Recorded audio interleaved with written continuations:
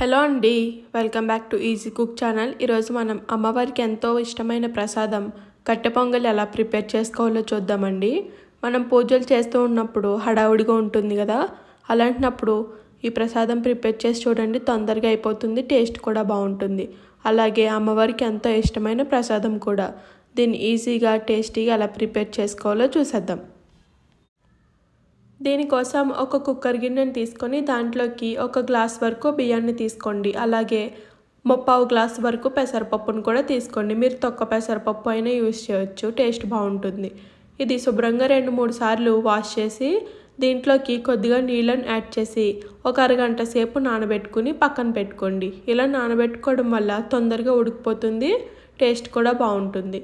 ఇలా అరగంట సేపు నానబెట్టిన తర్వాత దీంట్లో నీళ్ళు మొత్తం తీసేస్తే శుభ్రంగా నానిపోయి ఉంటుందండి. ఇప్పుడు దీంట్లోకి 6 గ్లాసుల వరకు మనం ముందు ఏ గ్లాస్తో అయితే బియ్యాన్ని తీసుకున్నామో అదే గ్లాస్తో 6 గ్లాసుల వరకు నీళ్ళని యాడ్ చేసుకోండి. అలాగే 1 టీ స్పూన్ వరకు ఉప్పు, అలాగే కొద్దిగా నూనెను కూడా యాడ్ చేసుకొని మూతను పెట్టేసి స్టవ్ను మీడియం ఫ్లేమ్లో పెట్టి 3 విజిల్స్ వచ్చేంత వరకు ఉడికించుకోండి. 3 విజిల్స్ నుంచి 4 విజిల్స్ అయితే కరెక్ట్గా సరిపోతుందండి, పర్ఫెక్ట్గా ఉడికిపోతుంది. ఇలా విజిల్స్ వచ్చేసిన తర్వాత మొత్తం ప్రెషర్ మొత్తం పోయిన తర్వాత కుక్కర్ మూతను తీసి అంత బాగా మెదిపోయేటట్టు మెదుపుకోండి. నేను ఇక్కడ మెత్తగానే ఉడికిపోయింది కాబట్టి పుట్టగరిటతోనే మెదిపేస్తున్నానండి. ఒకవేళ మీకు కొంచెం పలుకుగా కానీ ఉంటే తొందరగా నానకపోతే దీన్ని పప్పు గుత్తితో మెదిపిన తొందరగా మెదిగిపోతుంది. ఇలా మెదుపుకున్న దాన్ని పక్కన పెట్టుకోండి. ఇప్పుడు దీంట్లోకి తాలింపుని పెట్టుకుందాం. ఇప్పుడు స్టవ్ పైన ఒక బాండీ పెట్టుకొని 2-3 టేబుల్ స్పూన్ వరకు నెయ్యిని యాడ్ చేసుకోండి. నెయ్యి కొద్దిగా ఎక్కువగానే పడుతుందండి, అంత ఎక్కువ వేసుకుంటే టేస్ట్ అంత బాగా వస్తుంది.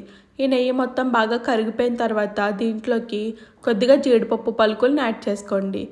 టేస్ట్ బాగుంటుంది ఎక్కువగా యాడ్ చేసుకుంటే. ఇవి కొద్దిగా ఫ్రై అయ్యేంత వరకు కలుపుకుంటూ ఫ్రై చేసుకోండి.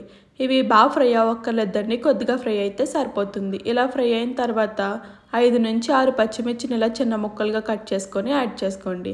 అలాగే కొద్దిగా అల్లం తరుగును కూడా యాడ్ చేసుకొని ఇవి 2 కొద్దిగా ఫ్రై అయ్యేంత వరకు ఫ్రై చేసుకోండి. ఇప్పుడు దీంట్లోకి 1 టేబుల్ స్పూన్ వరకు మిరియాలను కూడా యాడ్ చేసుకొని కొద్దిగా బాగా ఫ్రై అయ్యేంత వరకు ఫ్రై చేసుకోండి.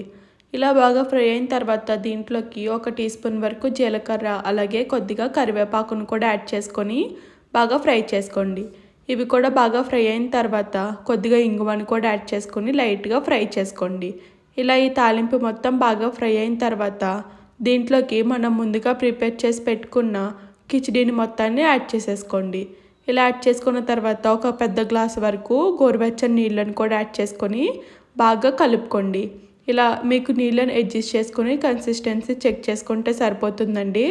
గోరువెచ్చటి నీళ్ళు యాడ్ చేసి కలపడం వల్ల ఈజీగా కలిసిపోతుంది, టేస్ట్ కూడా మారకుండా ఉంటుంది. ఇలా బాగా కలిపిన తర్వాత మూతను పెట్టి ఒక 5 నిమిషాల పాటు స్టవ్ని సిమ్లో పెట్టి ఉడికించండి. ఇలా ఉడికించడం వల్ల తాలింపులో ఉండే ఫ్లేవర్ మొత్తం రైస్కి పడుతుంది. అంతేనండి, 5 నిమిషాల తర్వాత మూతను తీసి అంతా బాగా కలిసేలా కలుపుకొని నైవేద్యం సమర్పించేసుకోవడమే.